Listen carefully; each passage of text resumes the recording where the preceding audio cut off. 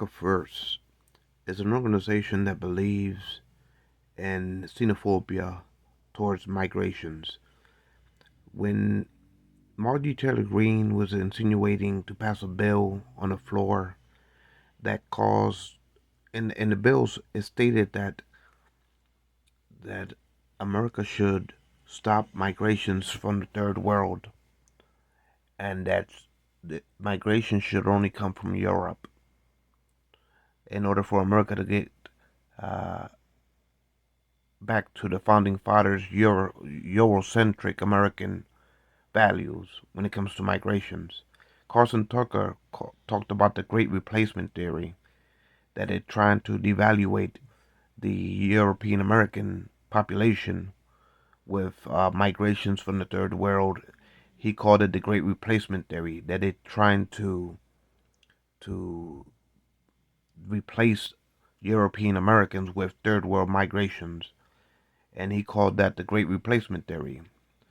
The same thing that the Nazis were spewing out their mouths when they were marching in Charlottesville around General Lee statues, that they would not be replaced by Jews or minorities. But so this America First organization, uh, it, it is the sentiment of Trump's base when it comes to building the wall and stopping the migration flow of brown peoples coming to this country or Haitians coming from Haiti.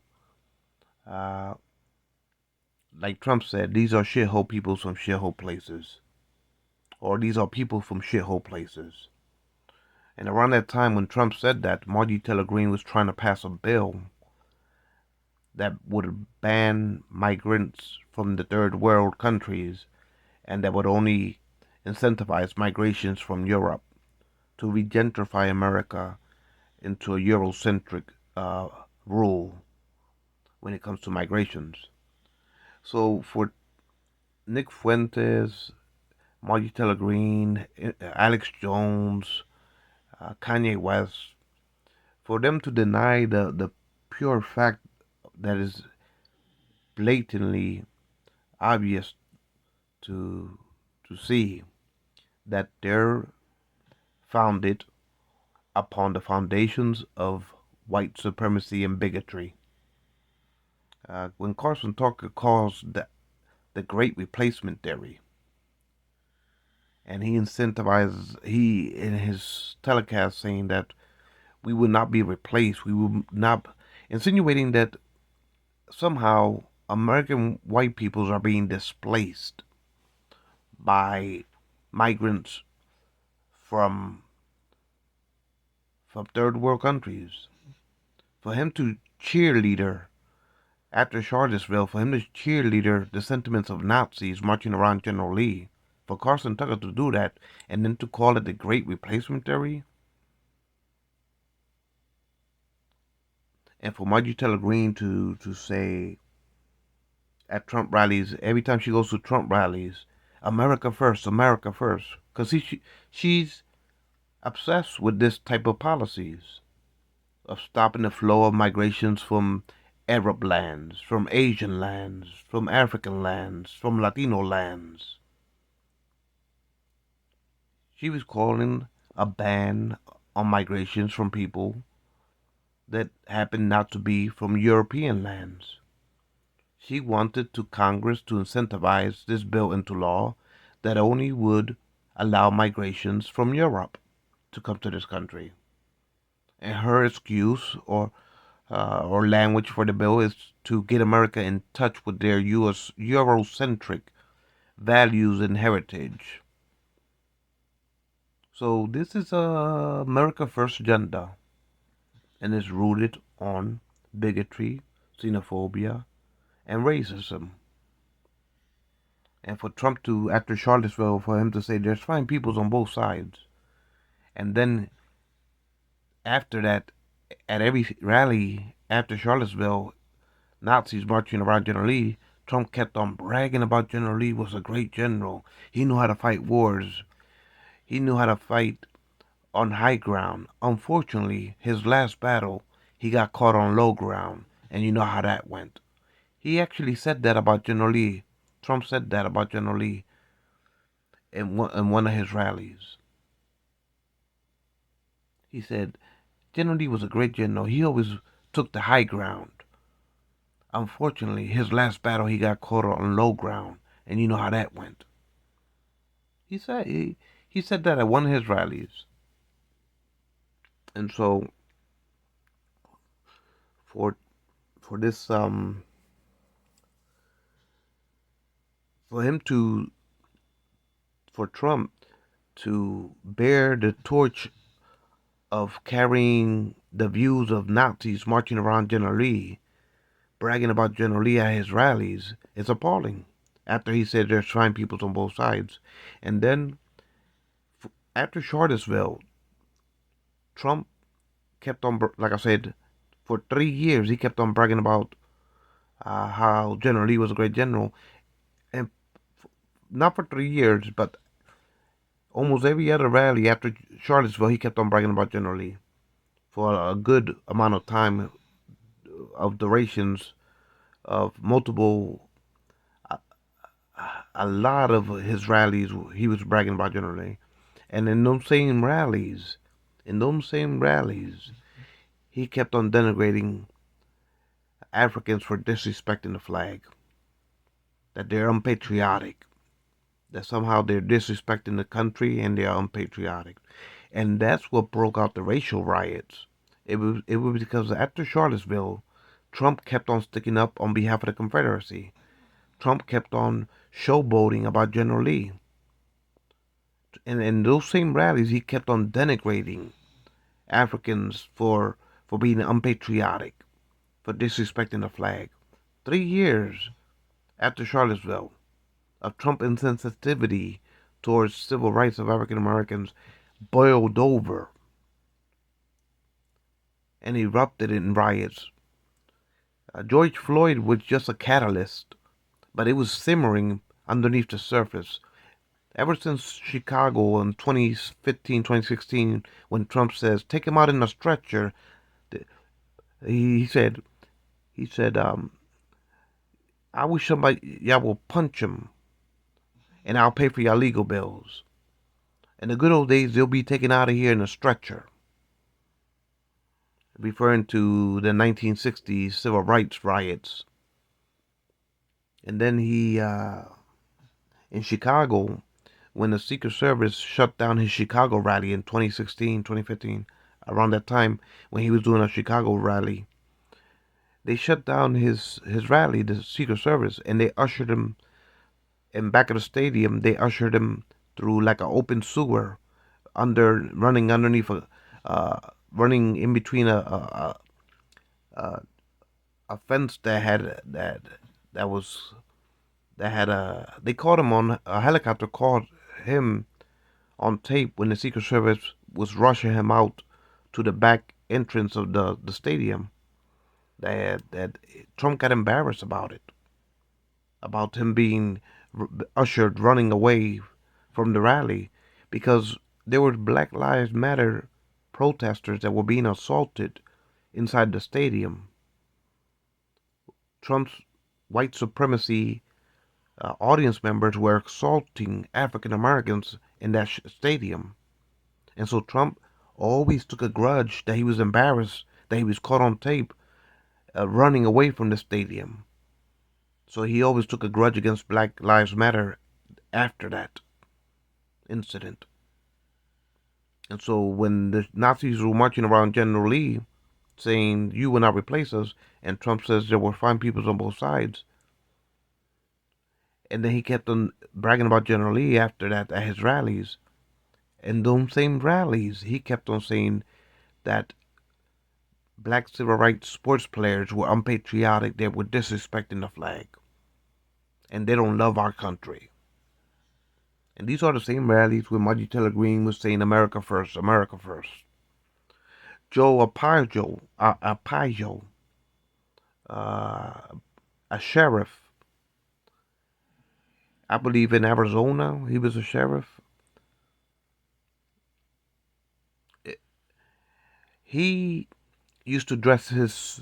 He used to have tents set out in the desert, in the hot temperatures, desert temperatures.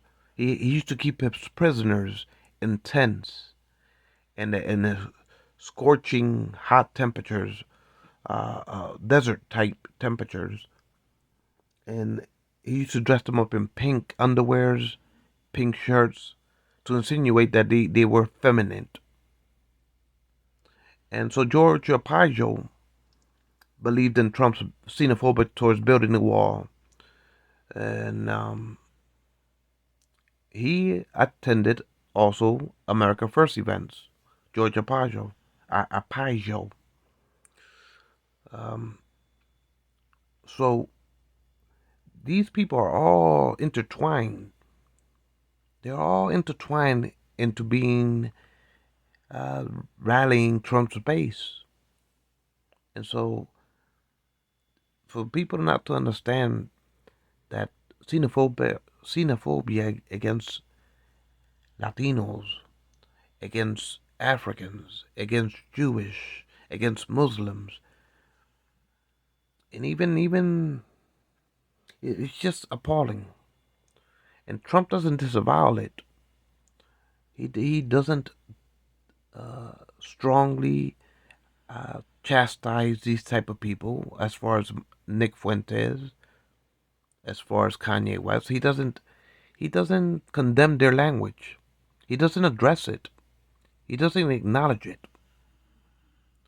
And he thinks that there's fine peoples on both sides, and they should stand back and stand by while Trump calls to cancel the Constitution.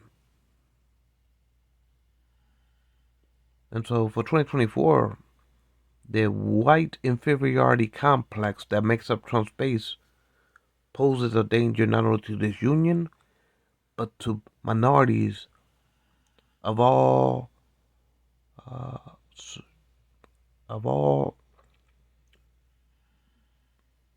minorities that in this country cannot uh, be fair-minded, evaluated as equal citizens of this land. When they try to subvert 7 million minority votes in 2020, and Trump is calling to cancel the Constitution and to appoint his delegates for a fascist, autocratic, technocrat demagogue of the Republican Party, when Steve Bannon said, "Oh, Trump is going to lose the election in 2020, but he's still going to claim they stole it all for him, and then we will crown Trump king of the republic." If you don't see these telltale signs that's been waving ever since 2015 to the present day, the warning flags of Trumpisms, the movement of Trumpery. Look it up in the dictionary when you see Trumpery. If you don't know what the word means, look it up in the dictionary. Trumpery. And it explains Trump's DNA. He's full of trumpery when he calls and leads this type of movement and tries to impose himself on the Republic and vanquish the Constitution just to phase in his vanity of fascism that revolves around his narcissistic love for himself and grandeur for himself. It's dangerous times when we start condoning, as far as the Republicans condoning his actions, condoning and standing back and standing by their man when it comes to these issues. Because that's what they do, the Republicans. They stand back and stand by. Just like those white supremacies that there's fine peoples on both sides and they don't recognize Trump's base. In other words, the Republicans turn a deaf ear and blind eye to Trump's base. And they stand back and stand by and act like they don't hear, see no evil, talk no evil when it comes to Trump. They play dumb and docile, these politicians, when it comes to saying, if he gets nominated, I'll vote for him again for 2024. And so the Republicans are falling into contempt along with Trump. And they are evolving into basically falling in line with this type of view of America first. And it's dangerous to condone this. And the Republicans, after a while, they have no excuse. And they will fall, I believe, by the waistline as far as a party that will go extinct if they don't recognize their faults. When you support this great replacement theory, when that's your conservative values, when that's all you condone, when you stand back and stand by as Republicans, thinking that there's fine peoples on both sides, when you follow Trump off the precipice of no return,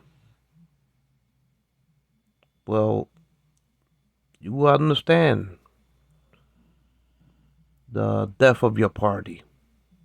By condoning and turning a deaf ear as politicians and stand back and stand by and acting like you don't see no evil, talk no evil, and you don't acknowledge Trump's illegalities, immoralities, indignations, trumping all over the country with his desecrations of this of the United States and the values of the United States and what it truly means to be democratic. When Republicans become docile and complacent, then they themselves are to be held accountable. How far do you expect us as citizens to stand back and stand by and just swallow the indignation of Trump and be forced to bow and kowtow to this fascist king of the republic? If Steve Bannon gets his way, that's what he's insinuating. When Trump insinuates to abolish the Constitution. For y'all Republicans to crown Trump as your king, like his advisor Steve Bannon wants y'all to do? After a while, the Republicans must be held to account as a party. And when they turn a deaf ear and blind eye to Trump, and they stand back and stand by with this America First agenda, then they're equally as culpable of Trump as Trump is. And for that reason, I believe that the Republicans will go extinct as a party if they keep on this Trumpery bandwagon. They will only do a disjustice to themselves and their party by accepting this extremism of fascism within their party. And the Constitution says that all people are created equal with unalienable rights. And I think that this Trump movement doesn't recognize that when they insinuate to support Trump for 2024, when Trump is diehard to abolish the Constitution and impose his fascist revolution. For the Republicans to stand back and stand by their man, while their man is trumping over every integrity and decency of this union, then they too are equally culpable and should be held accountable. There's no excuse for docileness of turning a deaf ear and blind eyes to Trumpisms within the Republicans, insinuating that that's their man for 2024. And if he's nominated and win the nomination, they will vote for him again. There's no excuses that they can hide behind to turn a blind eye to xenophobia, bigotry, racism, unconstitutional behaviors or criminalities by a president that should be outlawed from public office. There's no excuse.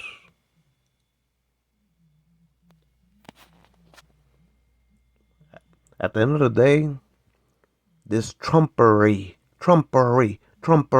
Read it up in the dictionary. That's what they should start uttering out their mouths. Mitch McConnell, uh, hypocrite McCarthy. Remember those recordings for 2020 when Trump was causing the insurrection? Remember McCarthy saying he should step down? Remember Lindsey? That's it. Count me out. I'm through. The next day, they were both back on the bandwagon of Trumping to Mar-a-Lago to pay homage to their Republican pagan conservative leader. What is Trump becoming like a deity within the Republicans? A delusional pagan god of the Republican conservative value. What is it with the fascination of Trumpisms that these leaders kowtow to this type of movement? What's the attraction of it? Because I just don't get it. And when y'all don't recognize that everybody's created equal with unalienable rights, y'all shouldn't condone a president that wants to devour and destroy the Constitution and impose himself as king of the republic, as Steve Bannon insinuates, and appoint his Trump delegates and usher in a rebellion of America first. It's just not right to alienate minorities, whether they be Asians Americans, Arab Americans, Asian Americans, African Americans, Latino Americans. It's just not right to consider this Trumpery movement just.